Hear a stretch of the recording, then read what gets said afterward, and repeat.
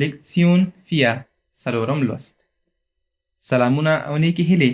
په پښتو کې د جرمني ژبې زده کړې څلورم لوست ته ښه راغلاست. په تیر لوست کې مو شمېرنه یا حساب چې په جرمني ژبه کې ورته سالن ویل کیږي له 0 څخه تر 10 زده کړو. په دې لوست کې به انشاءالله د 10 نه تر 100 پورې حساب زده کړو. ویډیو را سره تر پایه وګورئ. تر هر څه مخکې راځئ چې لومړی په جرمني ژبه کې او په انګلیسي ژبه کې په شمېرنه یا حساب کې په یو عمده فرق باندې ځان پوهه کړو تر څو په شمېرنه یا حساب باندې په ښه توګه پوهه شو. د مثال په توګه په انګلیسي ژبه کې موږ او تاسې وایو 21. لومړی شلیزه خانه لولو او ورپسې یویزه خانه لولو، خو په جرمني ژبه کې دا بیا برعکس دی. په جرمني ژبه کې وایو 21.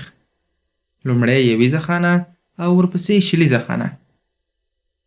دا قانون په یاد ولرئ، خو دلته مو یو ټکي ته پام وي چې په 21 کې د 1 دغه اس چې تاسو ګورئ دا نه لیکل کیږي او نه لوستل کیږي.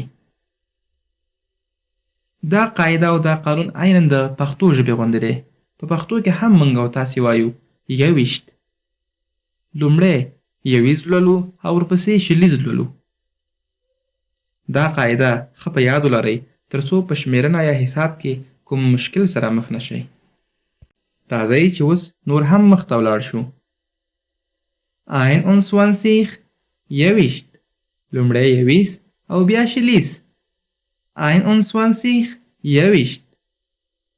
22 دویشت. لومړی دویز او بیا شلیز. 22 دویشت.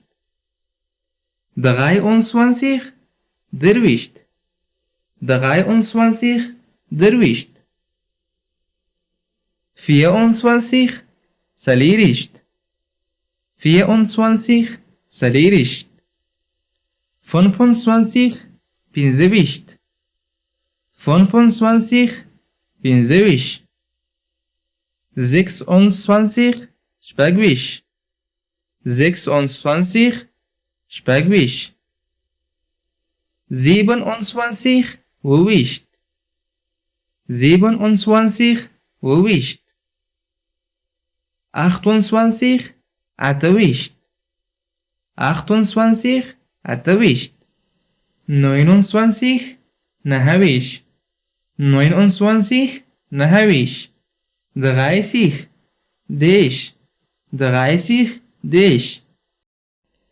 ګرانو لیدونکو، په همدغه ډول باندې تر 100 شمېرنه یا حساب کولی شو. 40 څلوېښت. 40 څلوېښت. 50 پنځوس. 50 پنځوس. 60 شپېته. په شپېتو کې مو ګرانو لیدونکو یو ټکي ته پام وي چې د 6 اس نه لیکل کیږي. ولې نه لیکل کیږي؟ ځکه چې زیډ د ډبل اس آواز ورکوي، نو ځکه اس نه لیکو. 60 شپېته. 60 شپېته. 70 اویا. 70 اویا. په اویا کې هم د زیبن ای ان نه لیکل کیږي او نه لوستل کیږي. 70 اویا. 80 اتیا. 80 اتیا. 90 90. 90 90.